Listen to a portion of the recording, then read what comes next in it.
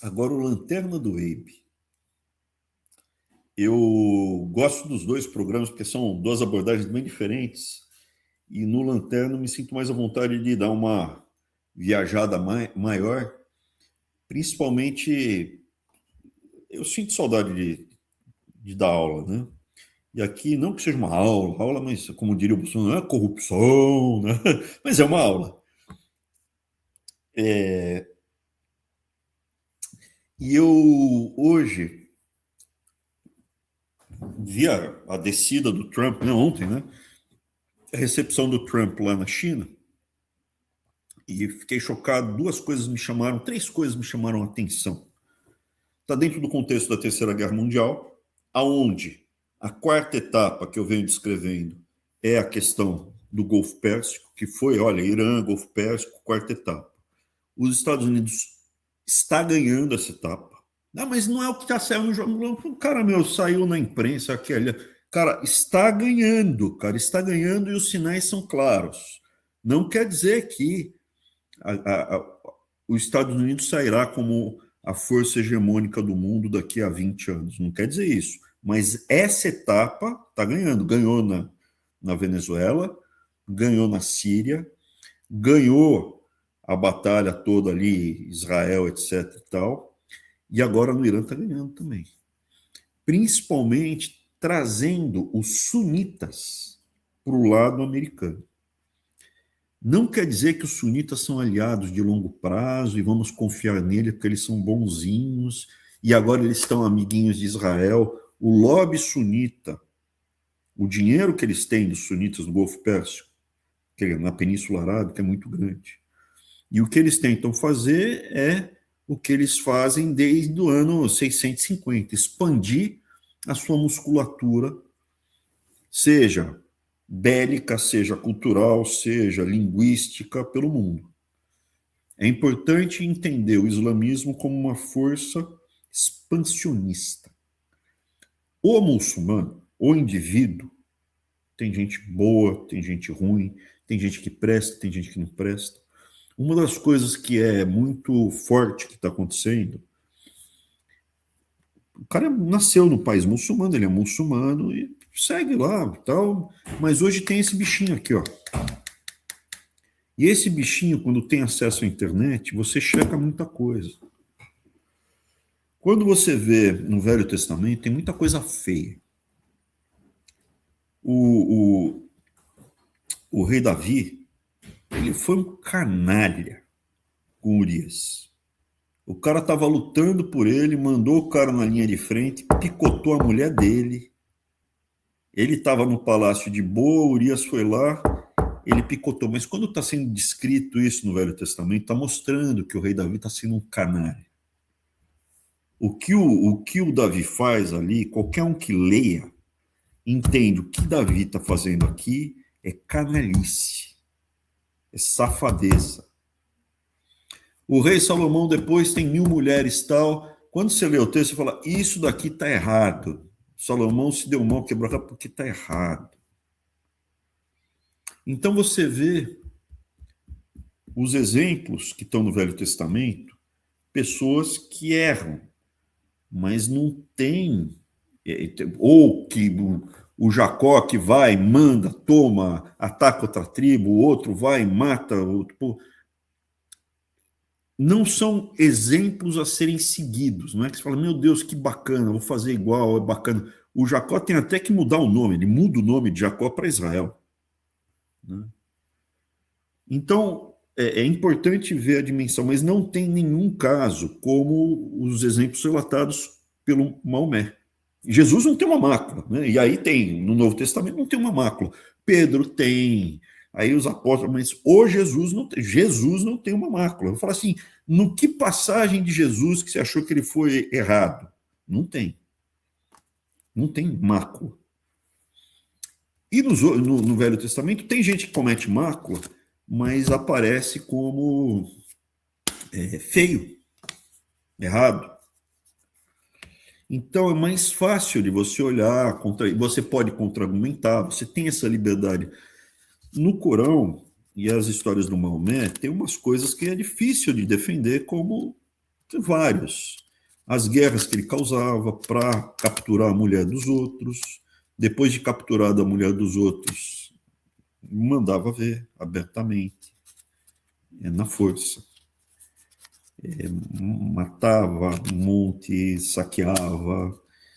E o caso que chama muita atenção é a esposa predileta dele, que ele casou, Aisha, com 6 anos, e consumou com 9. Então, o que acontece? Isso aqui, hoje em dia, quando você argumenta, as pessoas leem o Corão, você consegue ler o Corão, ver o que está escrito lá e contra-argumentar. O muçulmano, ele gera um constrangimento. Ele fica, como eu respondo isso? Tá? Existe esse constrangimento muito grande. Os árabes, sunitas da Península Arábica, eles exercem um poder de dominância cultural, expansionista, a escravidão que eles realizaram ao longo de mais de 1000 anos. Eles foram escravistas ali na África subsaariana com os negros e com os brancos. Tem passagens ali do Maomé falando, olha, as mulheres gregas, vamos atacar os gregos, porque as mulheres gregas são branquinhas, são loiras. São loiras, vamos lá pegar as mulheres loiras deles, capturar, pegar. Então é muito duro, é muito duro. E a escravidão foi o dobro da escravidão da Europa. A Europa escravizou, participou do processo escravocrata da África, sim. Na África Negra, a quantidade de escravo negro que foi para os países árabes é o dobro do que foi para as Américas, para a Europa. O dobro. Isso sem contar que só na Europa Ocidental, não estou falando dos Balcãs ou da Rússia, só na Europa Ocidental, 2 milhões de brancos capturados, europeus, capturados pelos piratas muçulmanos ao longo. A primeira guerra lutada fora do território americano foi o Thomas Jefferson, no comecinho, contra os piratas árabes, Marrocos, contra os, não era pirata, eram os sultões lá, os sheiks lá, Marrocos, da Argélia, que capturavam navios ou entravam nas cidades ali da Europa, pegavam as pessoas e sequestrava, vendia como escravo, se tivesse dinheiro pagava um resgate, e eles fizeram isso com um navio americano. O embaixador falou, pô, que negócio é esse? Não, a gente está fazendo o que está mandando aqui o Corão, cara. O Corão manda pegar, meu. Pô, não está correto isso. Não, mas a gente nunca brigou com vocês, o país foi formado agora, não tem... Não, mas a gente tem que ir para cima. Então, é importante ter em mente que os valores e princípios do mundo árabe, as pessoas, tem muitas pessoas boas, corretas, decentes, mas é mais fácil você se comportar de uma forma que busca uma vida em harmonia com os outros, seguindo os princípios ocidentais que estão baseados no Velho e no Novo Testamento, principalmente no Novo, do que se você segue o Corão. É importante isso. E o Islã, mesmo que circunstancialmente a briga dos sunitas com os xiitas é mortal, vocês estão vendo agora. É que a imprensa não mostra. Mas a quantidade de ataques hoje acabou. Israel, o grosso dos ataques, 80% a 90% dos ataques é Irã atacando Kuwait, Bahrein, Catar, Arábia Saudita e os Emirados Árabes. Emirado Árabe, ataque total. E esses países agora atacando o Irã. Então está aberta, guerra aberta, total, xiita contra sunita. E os sunitas utilizando equipes de judeus israelenses, né? Pode ter cristão e pode ter muçulmano também, em solo, com baterias antiaéreas que seriam o Iron Dome. Não quer dizer que, já falamos aqui anteriormente, não, agora é bonzinho, podemos confiar que eles são... Não é isso. Os líderes os muçulmanos individualmente, gente como a gente. Turquia, quase ocidental. Não é ocidental, mas é próximo. Síria, não dá...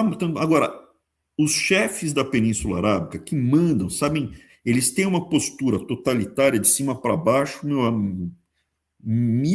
muito tempo, centenas e centenas de anos.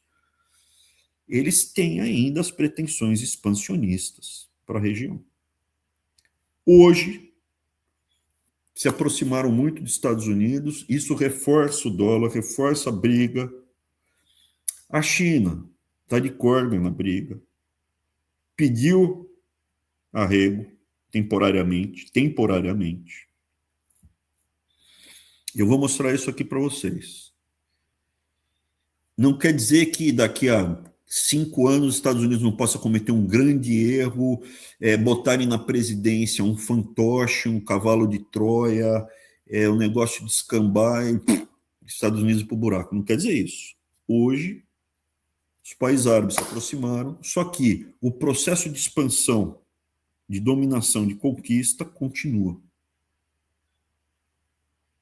Continua, não apenas nos Estados Unidos e na Europa, mas é um processo global. Então é importante ter isso em perspectiva. Objetivamente, então vamos falar por etapas. Primeiro, essa expansão sunita viraram aliados temporários. Não o muçulmano. O muçulmano é gente normal. Tem outros valores, tá? Mas hoje em dia, com essa tecnologia, está muito mais fácil de quebrar, se a pessoa tiver boa vontade. Se ela não for muito doutrinada, né? A questão dos chineses, a cultura chinesa é tranquila. O problema é comunismo. Né? A cultura, se você lidar com chinês e tal, você não vejo dificuldade. Eu conheço razoavelmente bem. É de boa. O problema é o Partido Comunista totalitário. Então é diferente. Eles estão na mão.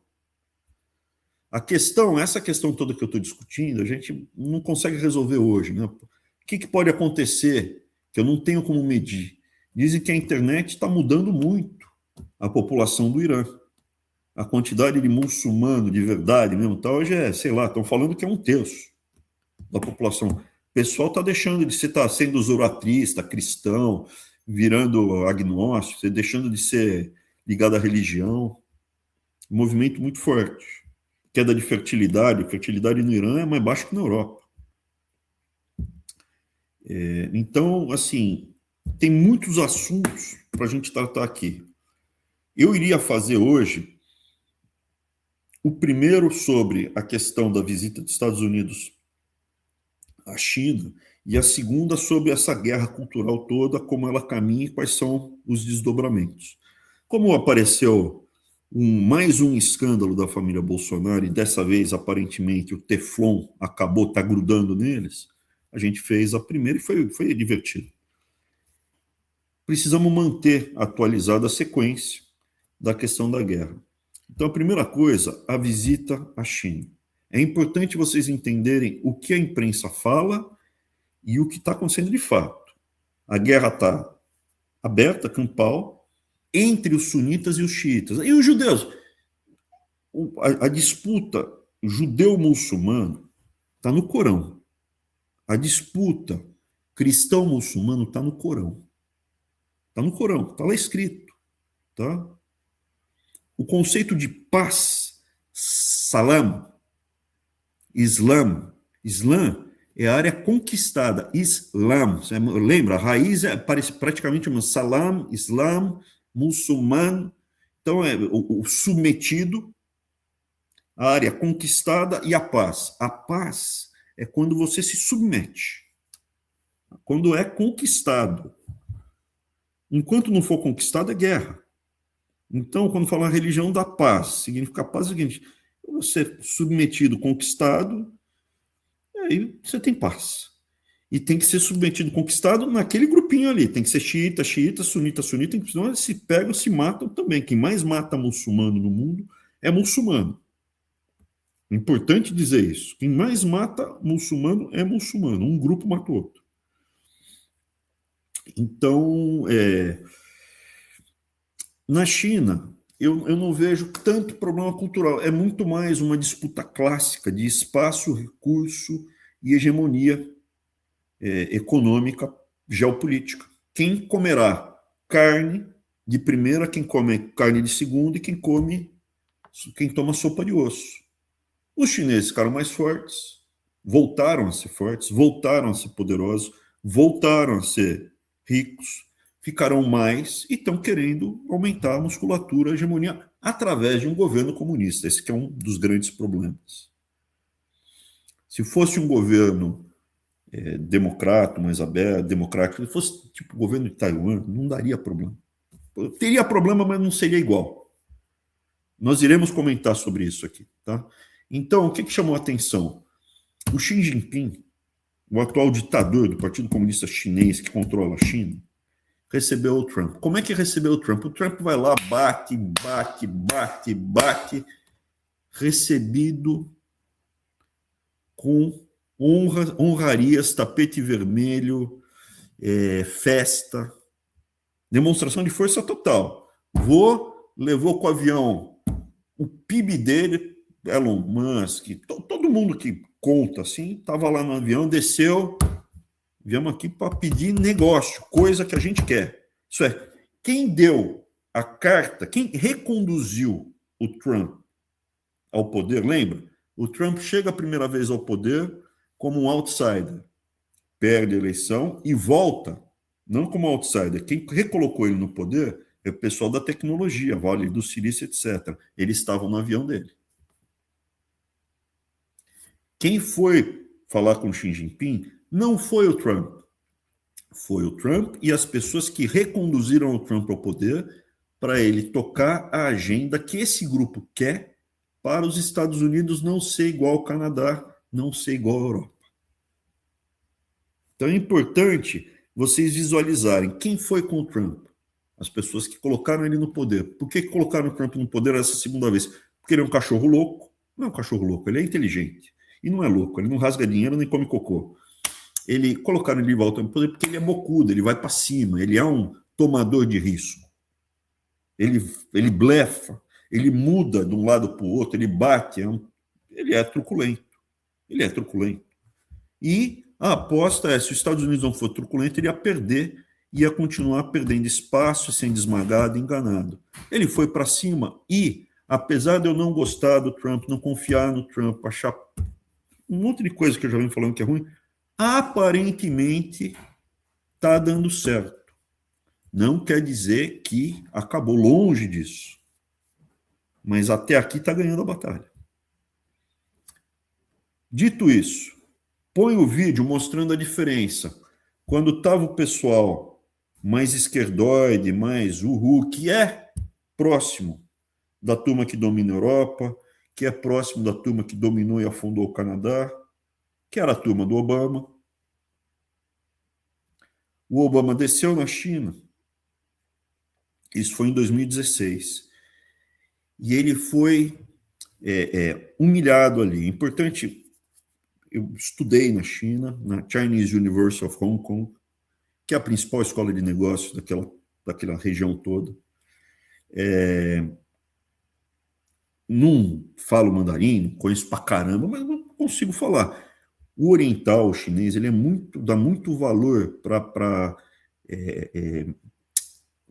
salvar a cara, entendeu? As situações assim, as aparências, o protocolo, a circunstância.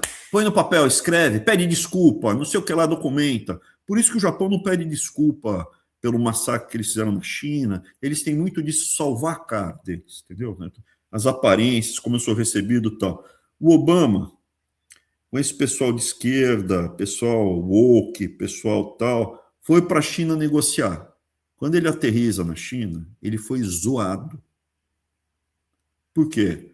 Ele não foi recebido com um mínimo de compostura. Põe a imagem, eu vou explicar o que aconteceu. Final trip to Asia as president has gotten off to a bit of a rocky start. Chinese leaders are being accused of deliberately snubbing the president by not providing a staircase for him to exit Air Force One in the usual way from the front of the plane. Instead, he had to go through the back door because the staircase that they rolled over would only accommodate that one. And then there was this. The newly elected Philippines president, Rodrigo... Deixa eu passar aqui primeiro. que eles fizeram? O Obama, põe ali a imagem do Obama descendo a escada. Eles não colocaram a escada grande. Eles colocaram uma escadinha pequena na porta do fundo do avião. Botaram uma escadinha, essa escadinha aí, mais no fundo do avião, para ele descer pelo fundo do avião. O protocolo, que é muito importante, o chinês é muito importante, seria na escada, o protocolo mundial, seria uma escada maior, com um tapete vermelho na porta da frente.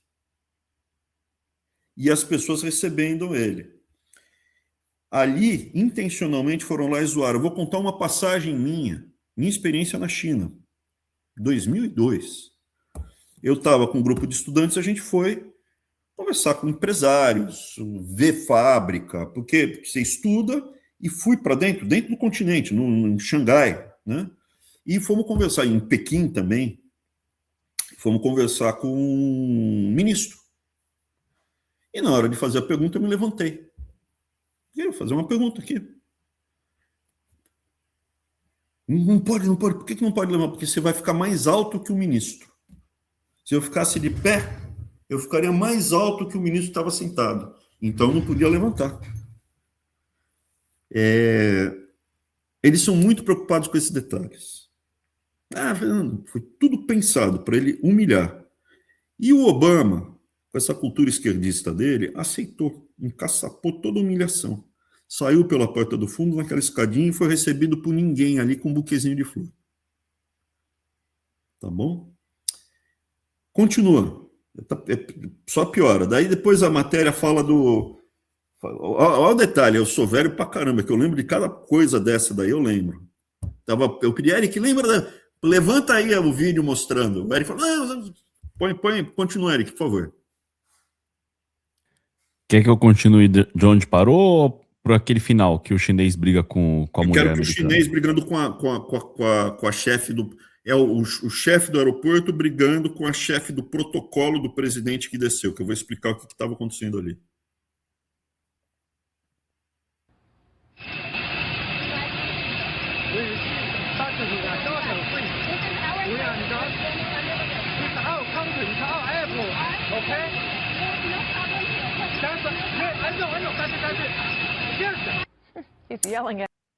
Então, o que acontece? Quando os americanos descem, eles percebem que os chineses tinham preparado essa humilhação para o Obama e mandam uma assessora conversar com o responsável pela recepção do presidente para pedir para colocar uma escada na porta da frente adequada.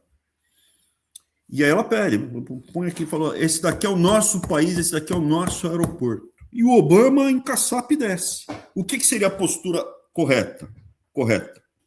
Ele não vai pôr, fecha o avião, decola, vão voltar para os Estados Unidos. Embora. Esse é o correto. Só que o Obama encaçapou. Os Estados Unidos, com os democratas, estava caminhando para um cenário parecido, que é Europa e Canadá. Agora põe depois de tudo que está acontecendo e principalmente depois. Então, a gente já teve a guerra do Paquistão contra a Índia, onde o Paquistão levou uma surra da Índia e o Paquistão utilizando equipamento, armamento chinês. No Irã, pegaram, é tudo fornecido, está tudo documentado, provado, equipamento, tudo chinês. Estão levando uma surra. Os Estados Unidos está bloqueando todo o petróleo que saía do Irã para a China. Os intermediários, atravessadores, ele está bloqueando também. E o Xi Jinping pediu arrego. Ele falou, por favor, eu gostaria de comprar petróleo dos Estados Unidos, porque os Estados Unidos é autossuficiente, produz mais petróleo que consome. Nós queremos comprar petróleo dos Estados Unidos. Pô, bro, mas eles estão numa guerra mundial? Tá, mas continua fazendo negócio. Ainda não é uma guerra totalmente descampada e aberta. Você está brigando ainda por proxies. Não é exército chinês brigando com o americano. É o exército iraniano com equipamento chinês brigando com o americano. Ainda tem um colchão. E por exemplo, Na véspera de Pearl Harbor, o presidente, o Franklin Delano Roosevelt, perguntou: pô, o Japão, de onde vem o petróleo deles? A gente que vende para eles. Em 1941, 42, era os Estados Unidos que vendia petróleo para o Japão. Ainda não tinha atacado. Então é importante ter isso em perspectiva, tudo isso que eu estou comentando. As pessoas, Estados Unidos, as pessoas que estavam no avião com Trump, não querem transformar o mundo num lugar melhor. Querem transformar o mundo num lugar melhor para eles. Eles não querem perder os Estados Unidos e, se possível, ampliar o que eles já têm. Eles não querem o que é melhor para você, ou para mim, ou para as nossas famílias. É gente malvada. O que segura os Estados Unidos como um país funcional não é o topo. É essa classe média aqui, armada até os dentes, que, se fizerem metade da porcaria que fazem no Brasil, pegam os AR-15 dele e vão lá dar tiro no Capitólio. O que faz os Estados Unidos ser um país funcional é que tem um monte de doido aqui, doido no bom sentido, classe média, armada, que não aceita a loucura que tem no Brasil. O JBS resolveu montar aqui um esqueminha, ele tem 20%, 30% do mercado americano. Estados Unidos tem 200, os Estados Unidos tem 70 milhões de cabeça de gado, o Brasil tem 240. JBS tem 70% do mercado no Brasil, que tem 30. Isso é, pô, e os caras estão gritando, xingando, batendo e esperneando. No Brasil foi, beleza, uhul, eu só quero ser feliz. Então o que segura é a classe média, porque a elite é tão podre, não sei se tanto quanto no Brasil, que é muito podre no Brasil, é muito errado, mas não é bonzinho. O que a gente precisa fazer no Brasil é despertar a classe média. Mostrar para os outros que está todo mundo sendo enganado, roubado, e se você não lutar, se nós não lutarmos juntos, e essa é a história que sempre houve. Atenas começa a se tornar uma cidade com cidadão não sendo alucinado, quando você tem a classe média se articulando e lutando junto. Então é muito importante ter isso em perspectiva.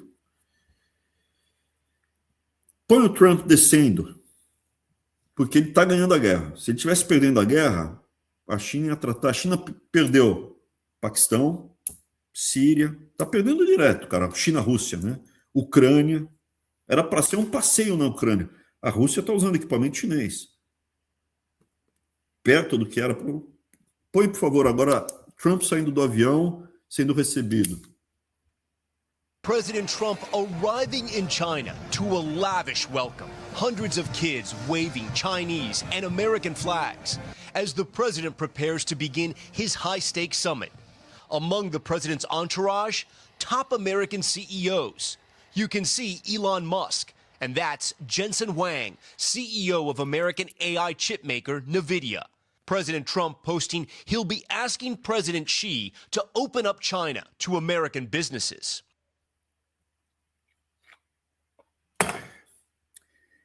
E aí, duas últimas coisas que eu queria comentar sobre essa reunião. Não vou pedir para passar o vídeo, porque o Xi Jinping está falando em chinês, tá?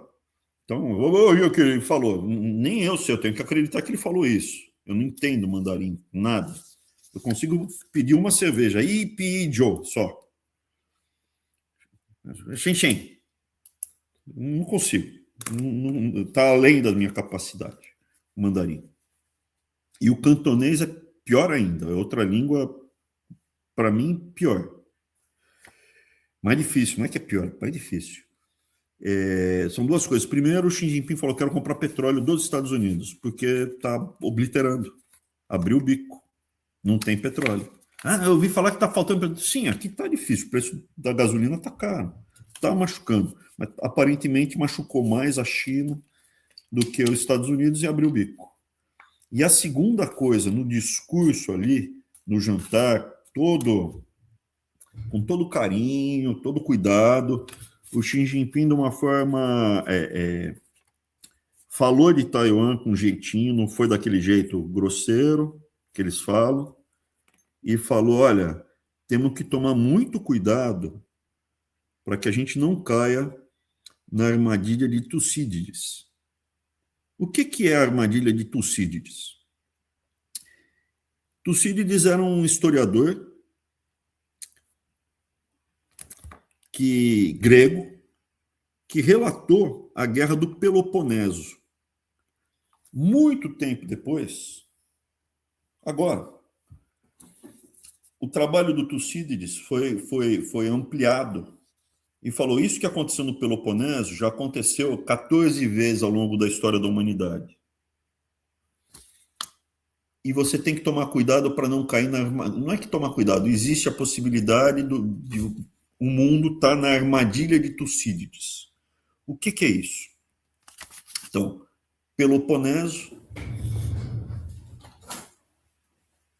Europa, né? Aqui você tem os Balcãs, e no finalzinho aqui a Turquia, né?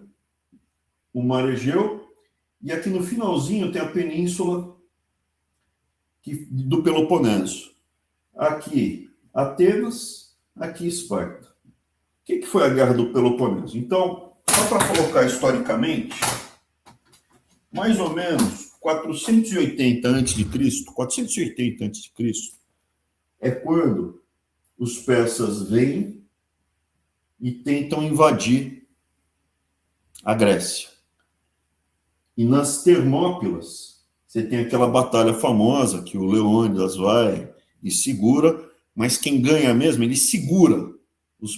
Quem ganha mesmo é Atenas, porque Atenas teve um secretário do Tesouro de Atenas que não roubou o dinheiro, que tinha também corrupção e roubo em Atenas. Tinha lá, não é corrupção, tráfico de influência. E ele não foi roubou, era honesto. E aí, com o dinheiro que ele não roubou, que eles fizeram um esforço, eles compraram navios triremes. Construíram, que era a última peça da evolução, e o navio trireme era muito mais ágil para manobrar, e a marinha ateniense conseguiu dar um pau, destruir a marinha persa com um monte de gente na Batalha de Salamina. Então, a guerra não foi ganha nas Termópilas, foi ganha por Atenas no mar. Moralmente, o impacto moral foi nas Termópilas. A guerra mesmo foi ganha no mar.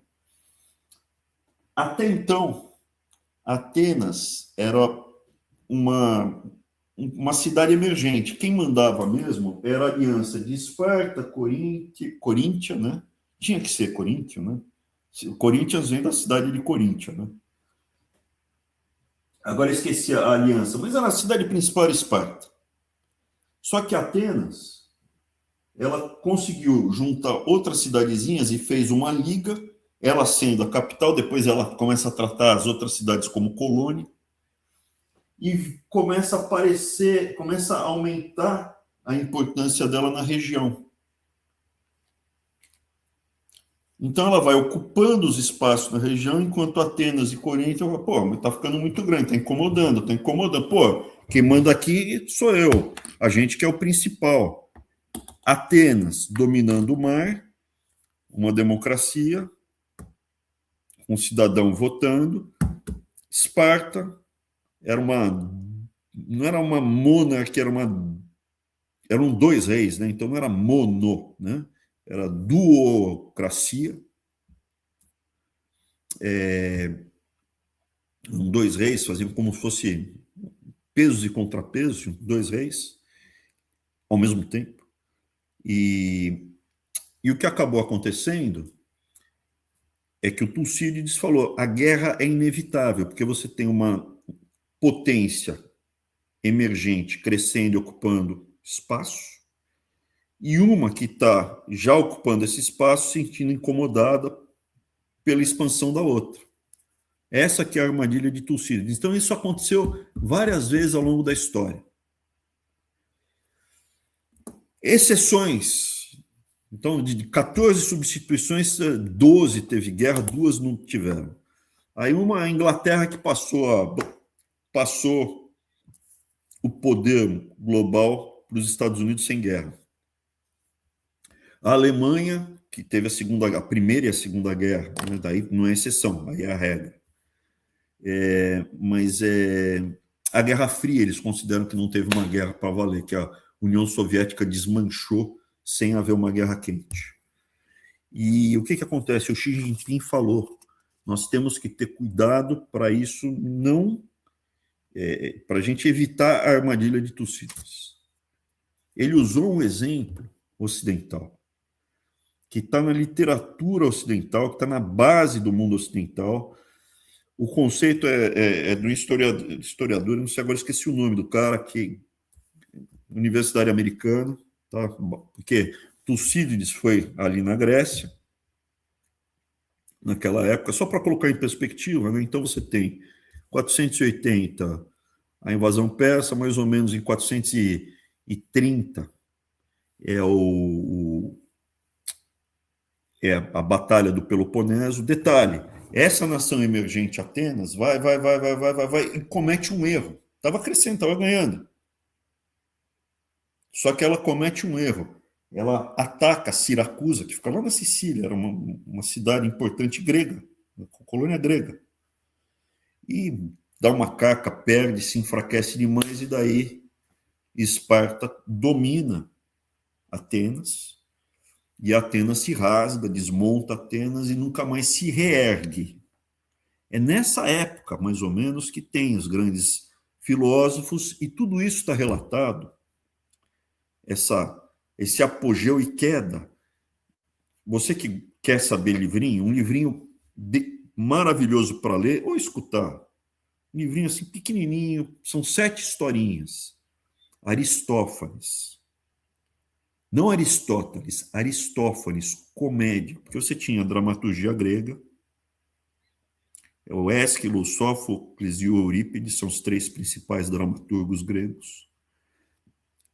E da comédia, Aristófanes é o principal e só sobraram 7 pecinhas dele. E nessas 7, ele relata numa delas que é um deus chamado dinheiro. É justamente Atenas desmanchada, todo mundo se dando mal, só os ruins que conseguem ganhar dinheiro. Então, mas ele relata antes também os filósofos, eles zoando com... É muito comédia, tá? Então, se você quiser ter uma percepção, é chocante como o pensamento grego é muito parecido com o nosso pensamento atual.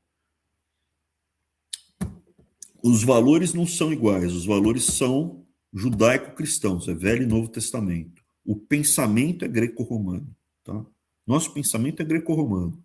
Os nossos valores são judaico-cristãos. Essa que é a força do Ocidente. Pensamento racional objetivo, método e processo e execução. Método, processo é grego, execução é romano. Quem monta, constrói, faz. Né? Os romanos não inventaram nada, eles inventaram tudo. Eles colocaram em ação as coisas que os gregos filosofaram. Não, isso. E os valores judaico-cristãos. Tá? E só para ter perspectiva, então daí tem a Guerra do Peloponeso, Esparta ganha, Atenas é massacrada, Esparta ganha, mas não ganha porque sai muito machucada. E o problema é que você não conseguia fazer espartano mais, né? Porque quando morria um espartano era muito difícil fazer novos.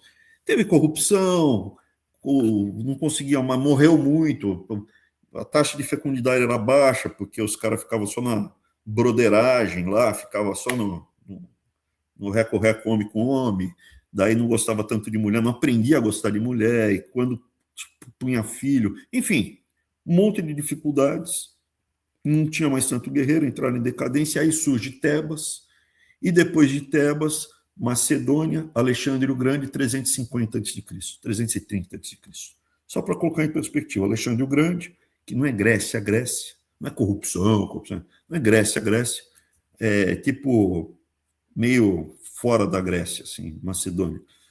Apesar do Alexandre ter tido como professor o Aristótenes, não Aristófanes, Aristótenes, que também era da Macedônia, tá? O pai dele era um médico da Macedônia. Viajei aqui muito para voltar. A armadilha então, que o Xi Jinping comentou, é nós, China, somos uma potência em crescimento, estamos querendo espaço e não queremos ter guerra com os Estados Unidos. Nos ajude a não ir para a guerra. Queremos comprar seu petróleo e vocês estão sendo recebidos aqui com tapete vermelho e vamos tentar chegar num consenso. Isso dará certo? Não. Não.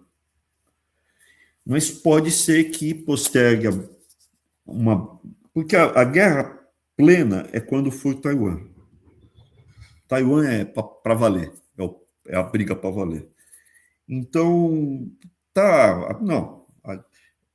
A batalha, o desfecho do Irã, como eu havia dito, se os Estados Unidos ganhar, tá tudo gravado, né? Eu falei, tá gravado. Então é só escutar o que eu já falei lá atrás. Se ganhar no Irã, posterga uma guerra total ampla, quente, preocupante, por muito tempo. Depende como ganhar. E está ganhando. E está ganhando. O quanto pode ganhar? Pode ganhar tudo, cara. O que seria? Cai o regime e aquilo lá se abre, não vira mundo ocidental, mas pode ficar uma coisa muito interessante. Ou não, pode ser botar um ditador no lugar, tipo na Síria, que, resolve, ou na Venezuela, não resolve, não me amola, me deixa em paz. Também pode ser isso. Não sei qual o desfecho, mas, indiscutivelmente, Estados Unidos mostrou uma musculatura absurda, tecnologia melhor que a chinesa, está ganhando. Mas eu vi aqui que... Cara, desculpa. Não é o que estamos vendo aqui a olhos...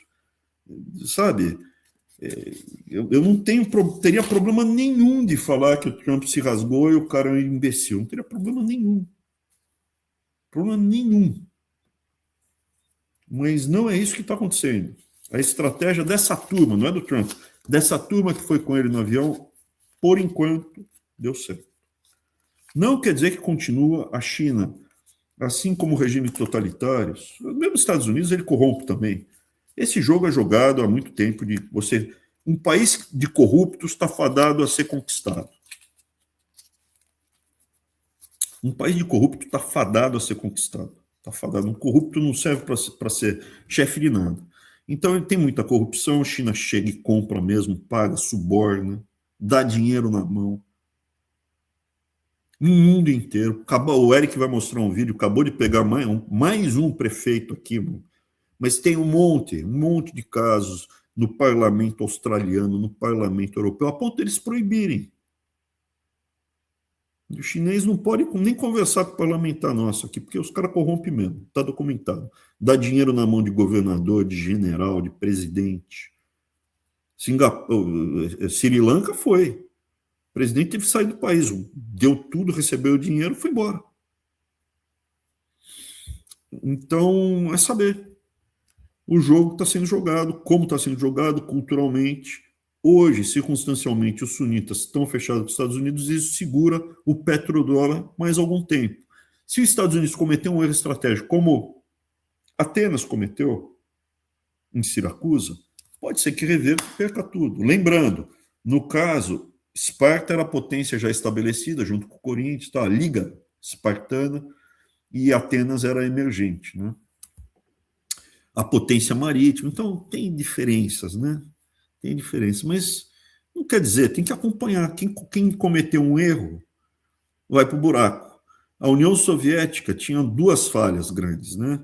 A dinâmica econômica dela era fraca e não aguentou o ritmo de expansão da bélica. E abriu o bico, quebrou, implodiu. Tem que acompanhar. Os países, as pessoas, indivíduos cometem erros, e esses erros afetam os rumos. Por isso que o indivíduo afeta, assim, não é tudo fadado a erros individuais, afetam os rumos de uma nação, que é o caso do Bolsonaro. Aquilo foi uma falha de caráter pessoal dele. Nós estávamos numa dinâmica como nação para limpar o país da corrupção. Isso tudo foi revertido porque ele não teve o caráter necessário para enfrentar naquele momento as tentações que Brasília tem muita tentação. Abraão, mas você, cara, eu estava lá, eu tinha 160 bilhões de orçamento na mão, valores da época, como hoje, mais de 200. tinham o que eu quisesse. E eu disse, não, cara. Não é para mim, eu não vou me vender. Por quê? Porque eu já tive oportunidade, não irei fazer isso. O Bolsonaro, o que tudo indica, se corrompeu, ele se corrompeu, a mulher dele, os filhos dele, tá? E nesse processo, ele maculou as pessoas ao redor dele, porque o líder lidera pelo exemplo. Se o seu líder se corrompe, a chance das pessoas que seguem o líder, como o Valdemar, por exemplo, é ter o mesmo. Por isso que eu digo, o príncipe está no PL. Cara, não vai lutar contra a corrupção. O Nicolas está no PL, esquece. Que lutar contra a corrupção? E o Nicolas já tem exemplos aí, né? Gasolina do gabinete, contrato, assinatura, nota fiscal. Já tem uns casinhos ali bem constrangedores. Não quer dizer que o Nicolas seja tão ruim quanto o Bolsonaro. Longe. Não quer dizer que o Nicolas seja tão ruim quanto o Zema. Entre o Zema e o Nicolas. O Zema a gente já viu aqui, sabe? Matéria no jornal.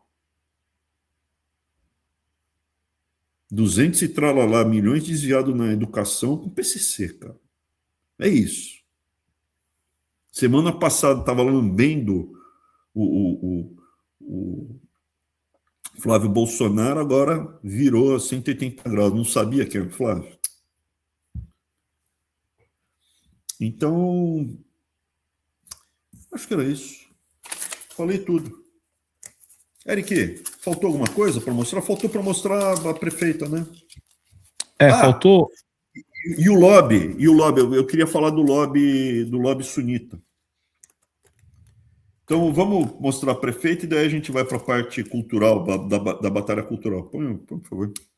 Vamos lá. Nos Estados Unidos, a prefeita de uma pequena cidade na Califórnia renunciou ao cargo depois de ter sido acusada de trabalhar como agente secreta para a China.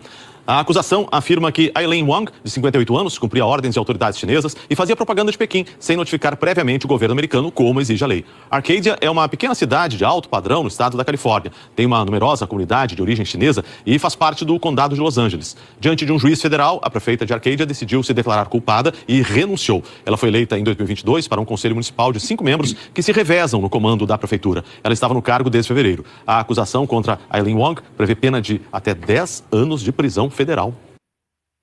É no mundo inteiro isso, cara. Está tudo documentado, está bem documentado. Isso é prática comum da China. Me espanta que no Brasil eles não façam isso. Não corromperam. Imagina, o Tarcísio, cara. Imagina. O Tarcísio está acima de qualquer... Quando eu quis dar uma peitada na China, brotava deputado do bueiro, cara, para me atacar. Os caras ficaram transtornados. Eu e o Ernesto Araújo, a gente resolveu dar uma... ficaram transtornados. O lobby é muito... Tinha general com a medalhinha, com a bandeirinha, pressando o continente. Cara, o lobby é muito forte, muito forte. Não é lobby, né? Corrompe mesmo. Tá? Corrompe mesmo. Como é o caso. China famosa por dar dinheiro para os caras. O que tem que fazer? Eu acho. A pena, não sei se dá, né? Mas deveria ser possível. Eu acho que um general que aceita dinheiro do outro país é pena de morte. Não há nem discutir.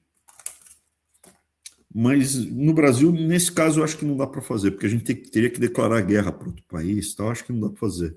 Mas daria para rebaixar, tirar a pensão, acabar, prender, daria. Eu acho que esse deveria ser a postura diante de um general, de um governador que se corrompa para um outro país. Tá bom? 10 anos para mim é pouco. Que mais que eu tinha para falar?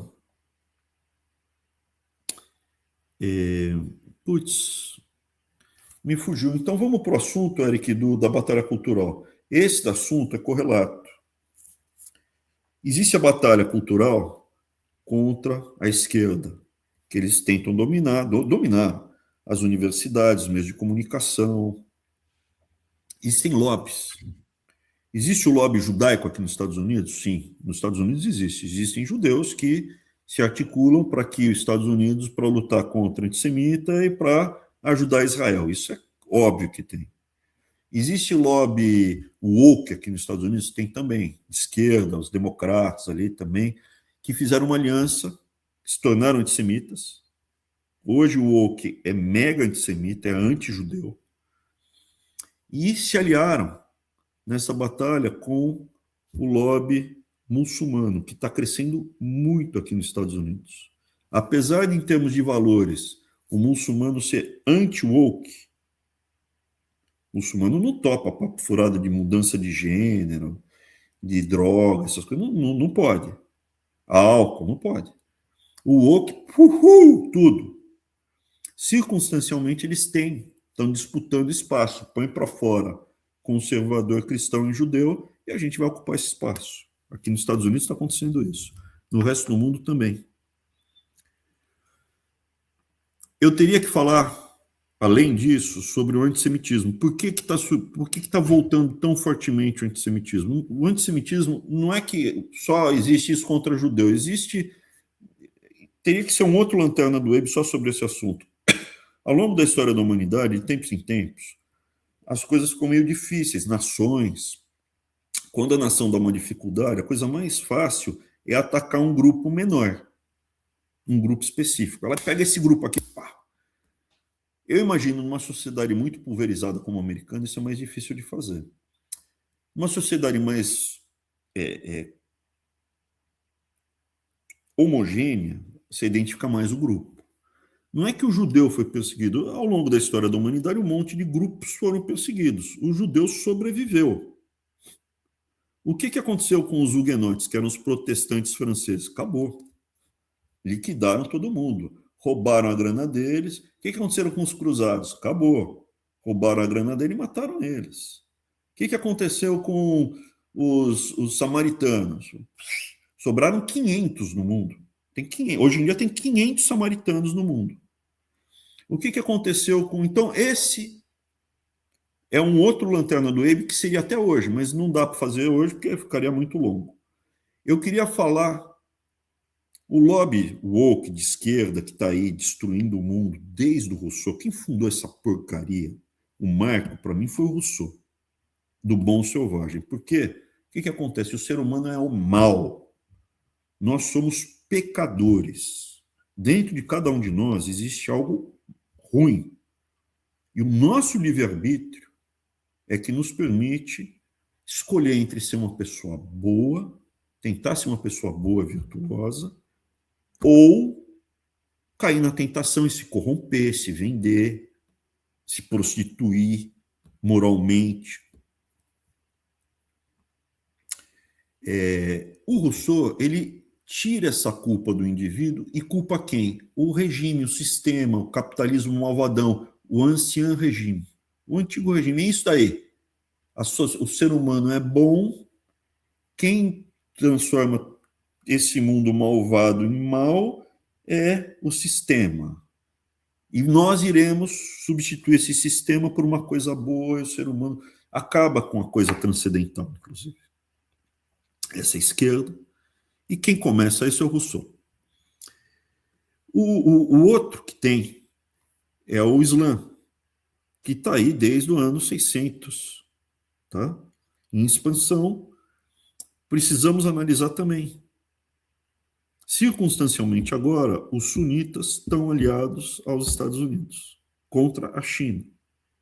A China não costuma ser expansionista, basicamente por recurso material, tá?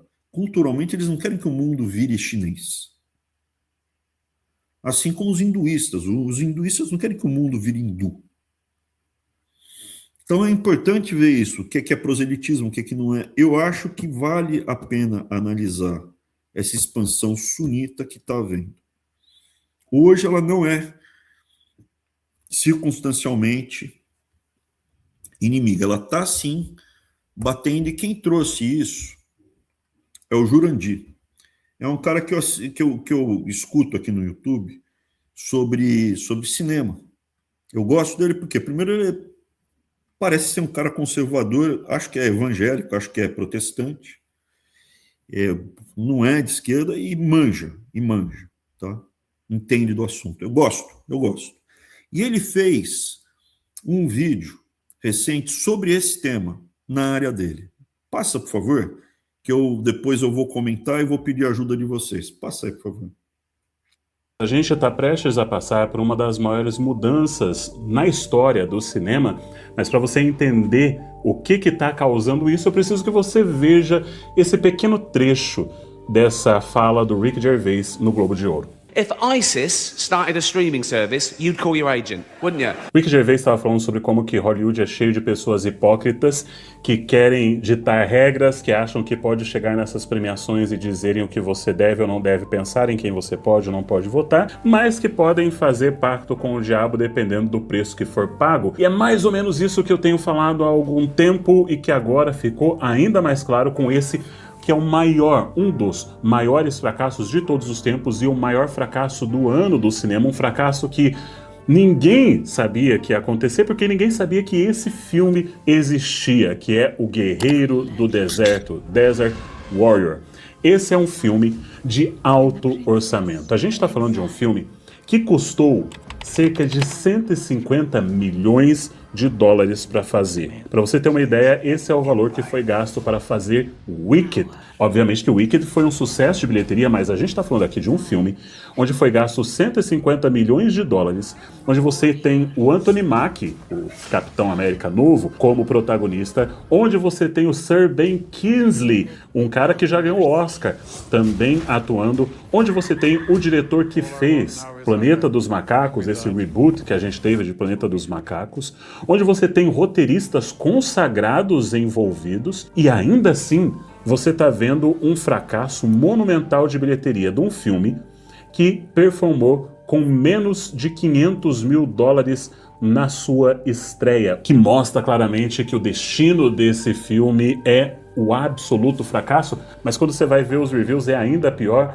porque, por exemplo, no IMDb ele está com uma nota 2.2. Sim, é um filme que gastaram 150 milhões de dólares para fazer.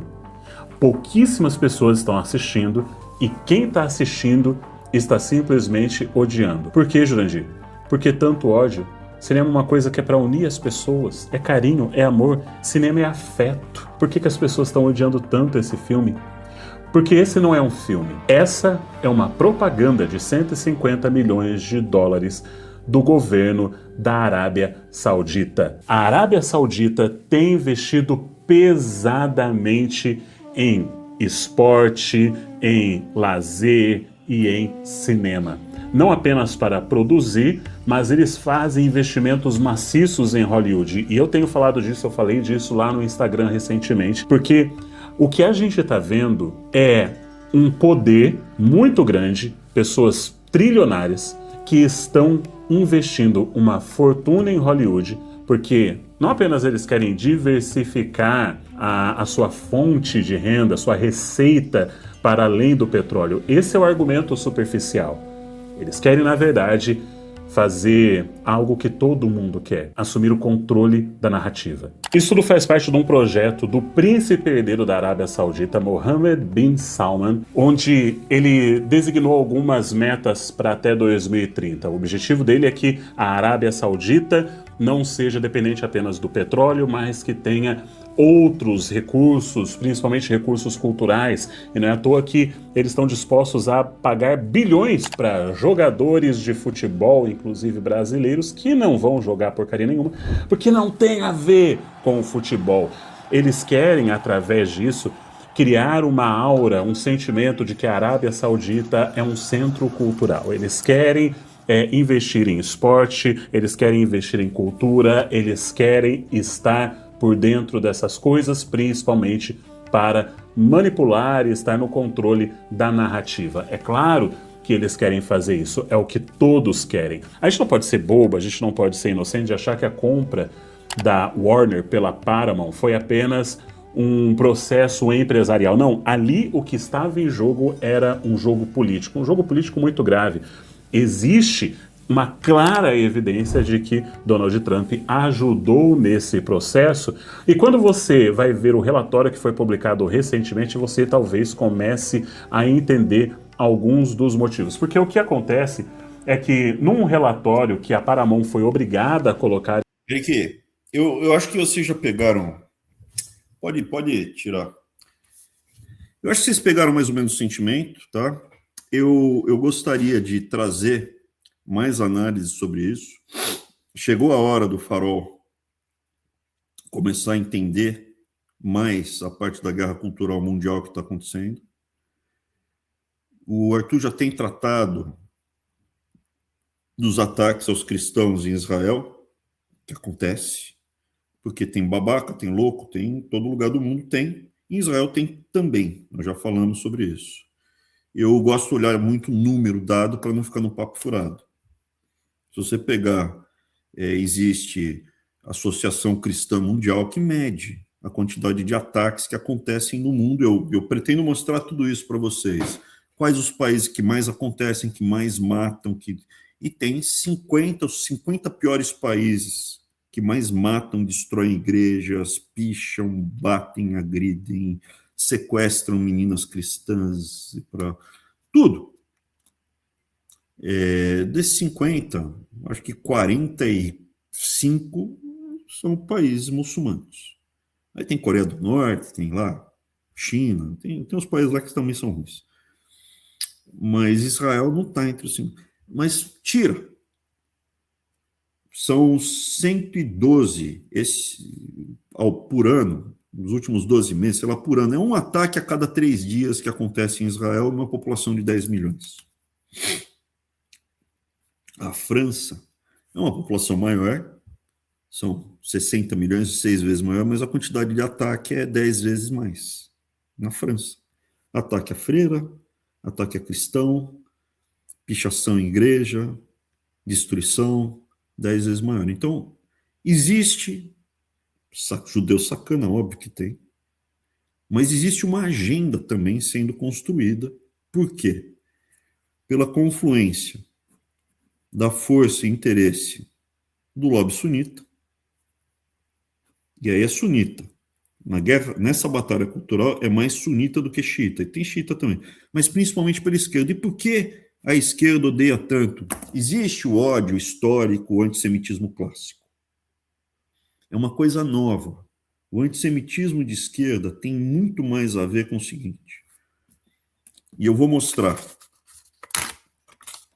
A Inglaterra expulsou os judeus em 1200 e tralala. Por quê? Porque era proibido haver usura. Então, os países fizeram isso, muitos países ocidentais. Então, eles falaram, o judeu pode ter banco, não pode ter terra, não pode isso, não pode aquilo, mas pode ter banco. Poucos judeus tinham banco, a maior parte dos judeus era pobre, era artesão, alguns médicos, a maioria era pobre. Só que os banqueiros tinham muito judeu, porque tem pouco banqueiro, ponto.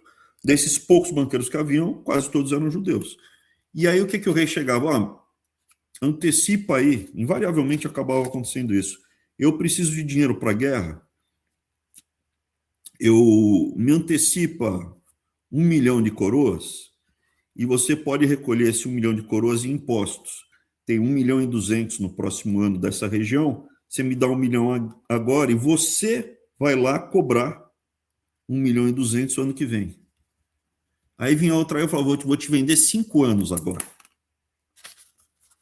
Aí no primeiro ano, segundo ano, falou, não, quem está cobrando imposto é o judeu malvado, eu que sou rei, eu não queria cobrar imposto de você. Outra coisa que eles faziam para humilhar o judeu para cobrar imposto, você pode pagar um imposto, tem que pagar.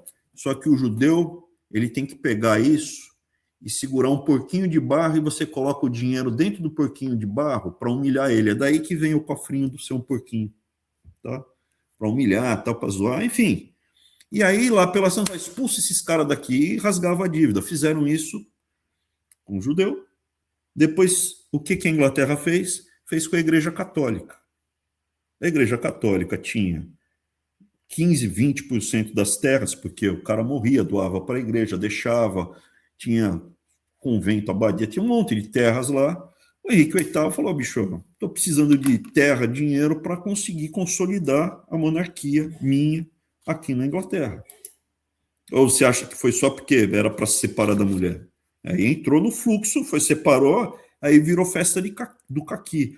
Mas dar o conflito com da coroa e tomar as propriedades da Igreja Católica e depois distribuir para os senhores da guerra, você vai ser essa região aqui que era da Igreja Católica será o seu condado, aqui vai ser o seu baronato, aqui, e você precisa me dar 100 homens prontos para a guerra, você 1000.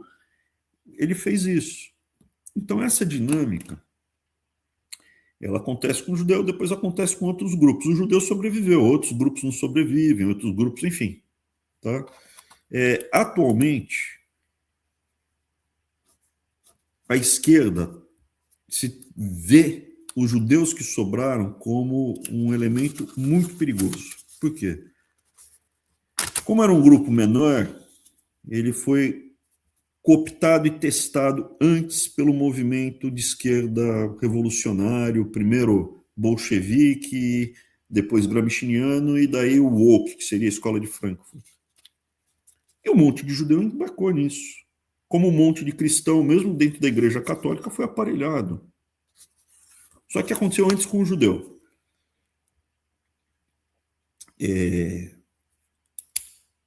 Os caras que viram woke, cabelo azul, não tem filho, acaba, vira purpurina.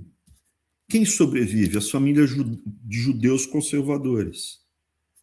Então, o que acontece? Israel, que antigamente era um país de esquerda, hoje não é um país mais de esquerda, é um país de direita. E está ficando cada vez mais de direita. E eles estão cada vez mais pé da vida, porque Israel cada vez mais é um país de direita.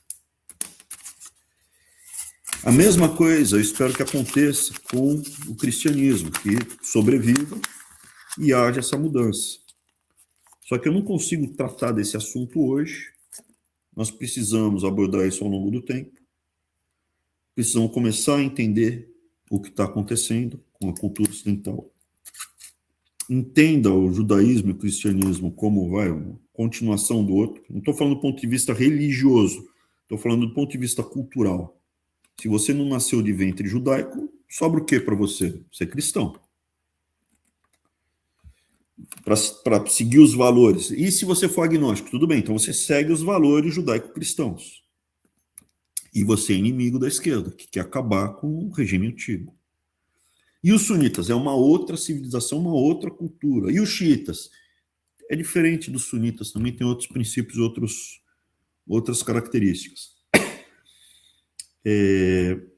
De qualquer forma, esse vídeo, eu peço para você, veja o vídeo do Jurandir de novo, esse vídeo que está aí, e se possível, entra lá nos comentários e fala para ver se ele topa conversar, debater comigo, nem que seja aqui só no Lanterna, porque eu entendo que ele vai acabar se expondo e não é do interesse dele, talvez, receber uma panelada de crítica e de bolsolepra vomitando palavrão e fazendo as nojeiras que eles fazem, defendendo Flávio Cambal. Mas quem sabe ele topa. E se topar, ele tem um conhecimento bom do que está acontecendo do lobby sunita comprando time de futebol, comprando cinema, comprando Cambal. Só que há 30 anos atrás, 40 anos atrás, eles já começaram a colocar dinheiro, por exemplo, nas fraternidades americanas, das escolas americanas, Skull and Bones, que é caveiras e ossos. É famoso a proximidade dos sunitas da Península Arábica com a Skull and Bones, que é a elite da elite americana. Esses caras que estão nessas famílias que mandam nos Estados Unidos, controlam, que vão para Skull and Bones, entram nas Ivy Leagues e vão para Skull and Bones. Eles têm contato com essas famílias sauditas lá. Já jovens, com 18, 19, 20 anos. A família Bush, por exemplo, é muito próxima. Eram Skull and Bones, frequentadores da Skull and Bones, e muito próximas da família Saud. Muito próximas da família Saud. Mexiam com petróleo também.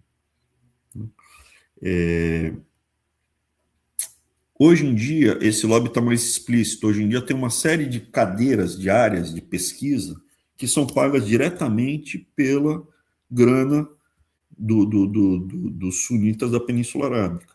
Então tem um monte de universidades que é estudo islâmico disso, daquilo, tal. Então tem dinheiro, tem facilidade, se tem facilidade, tem espaço nos conselhos das universidades. E esse lobby, essa pressão sunita precisa ser entendida para os rumos do Ocidente. Não é só a quantidade de filhos que estão nascendo na França, de imigrantes muçulmanos que afeta o rumo do mundo ocidental. Tá? E o Jurandir, ele trouxe uma abordagem muito interessante, muito bem estruturada. Se vocês puderem, deixa mensagens, topa falar, por favor. Quem sabe ele topa. Era isso, Eric. Vamos para as perguntas?